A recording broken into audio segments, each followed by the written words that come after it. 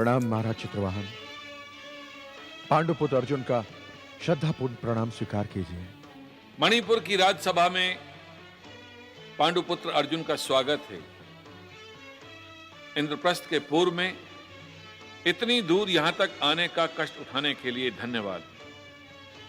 पर हम आपके यहां आने का अभिप्राय जानना चाहेंगे। महाराज, मैं इंद्रप्रस्थ और मणिपुर के मध्य मैत्रीपूर्ण संबंध स्थापित करने के लिए महाराज युधिष्ठिर का दूत बनकर आया हूं। इंद्रप्रस्थ मणिपुर की ओर मित्रता का हाथ बढ़ाता है। क्या इंद्रप्रस्थ किसी संकट से घिरा है? संकट?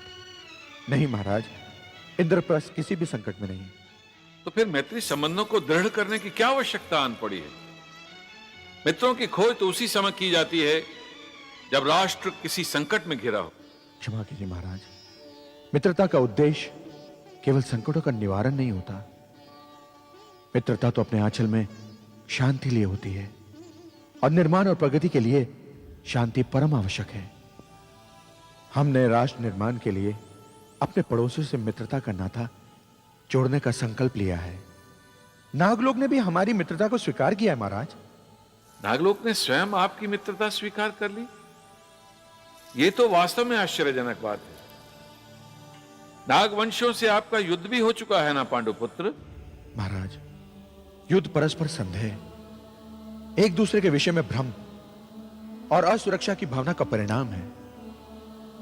यदि एक बार यह संदेह मिट जाए, यह भ्रम दूर हो जाए और असुरक्षा की भावना समाप्त हो जाए, तो युद्ध की आशंका भी समाप्त हो जाती है, और साथ में शत्रुता की भावना भी।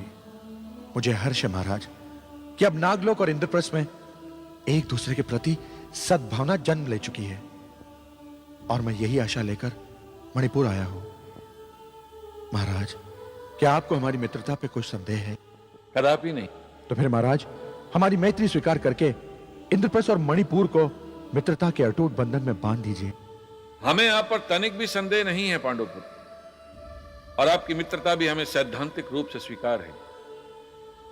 पर हमारे राज्य की एक परंपरा है कि हम मंत्री परिषद व प्रजा से विचार विमर्श किए बिना कोई भी प्रस्ताव स्वीकार नहीं करते। महाराज, मुझे विश्वास है महाराज कि आपके मंत्री और आपकी प्रजा आप ही की भांति हमारे प्रस्ताव को हितकारी और उचित समझेंगे। हमें भी पूर्ण विश्वास है, किंतु इसके लिए समय चाहिए। विचार विमर्श के उपरांत इसी राज्यसभा में हम आपके संदेश का उत्तर देंगे। तब तक आप हमारा आतिथ्य स्वीकार करें। मुझे आपका अतिथि बनना हृदय से स्वीकार है महाराज। मणिपुर पहाड़ियों से घिरा एक अत्यंत सुंदर व हरा भरा देश है। हमें पूर्ण विश्वास है कि यहाँ के प्राकृतिक दृश्य व सुंदरता आपका मन मोह लेंगे। मंत्री जी, आज्ञा महाराज। पांडुपुत्र अर्जुन को हमारे सबसे सुंदर व वैभवशाली अतिथि गृह में ठहराया जाए, और ध्यान रहे कि इन्हें किसी प्रकार का भी कष्ट न होने पाए। जो आज्ञा महाराज। महाराज, मैं आपके आतिथ्य और आपके सम्मान के लिए आपको प्रणाम करता हूं। आयुष्मान भव।